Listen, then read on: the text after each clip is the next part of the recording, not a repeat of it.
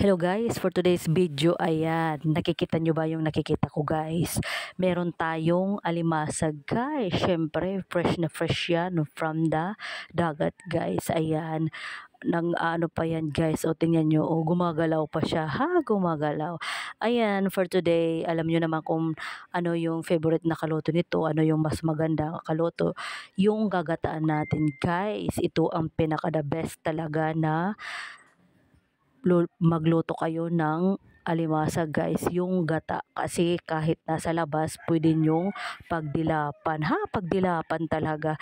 Syempre guys, masarap kaya yung ginataan, itry nyo, masarap yung ginataan. At syempre meron din malunggay, sustansya, para meron tayong sustansya sa ating katawan, pampalakas ng buto-buto. Ayan guys, alam nyo naman yung malunggay, maraming benepisyo yung nakukuha natin dyan. Kailangan lagyan natin ng malunggay guys.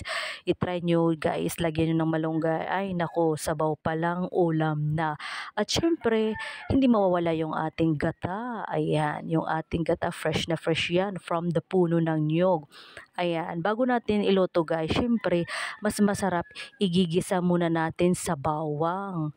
Ayan, bawang lang yung nilagay ko, pero hindi marami yung mantika guys ha. Yung tama lang na maluluto yung ating bawang, maging kulay brown.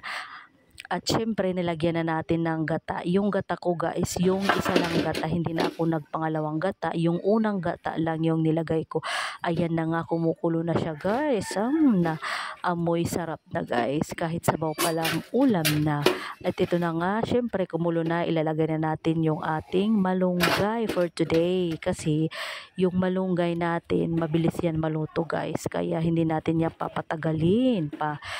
Pagkulo niyan ulit, tatanggalan na natin guys, kasi hindi natin pwedeng lagain yung ating malunggay guys, kasi mawawala yung kanyang vitamin at hindi na siya masarap, ha, katulad niya pag tumatagal hindi na sumasarap guys. Ayan, syempre gagawin natin, pagkulo lang niya, magkulay green na yung ating sabaw, ay tatanggalin na natin guys. Huwag na nating patagalin pa, kasi maano yung ating gulay guys, hindi na magmamasarap, ha, hindi na magmamasarap siya guys pag lagang-laga yung gulay nyo. Kailangan pag ano lang guys, yung kulay green pa, okay na yan, basta kumulo na ay okay na yan. Ayan, masarap yung ating ulam for today, kahit sabaw lang guys ay okay na.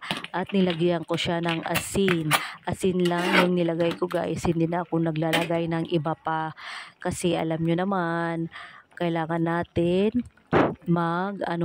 magtipid-tipid, hindi na tayo gumagamit ng iba-ibang ano na yan, magic na yan. Ito na lang ay sapat na guys. Ayan na nga, kumukulo na ulit, nagkukulay green na yung kanyang sabaw. Ito yung pinakahihintay natin na magkulay green yung kanyang sabaw, kasi okay na yan guys. Ibig sabihin, luto na yan yung malunggay nyo. Nag-ano na siya guys, kumakatas na siya. Ha, katulad niya, kumakatas.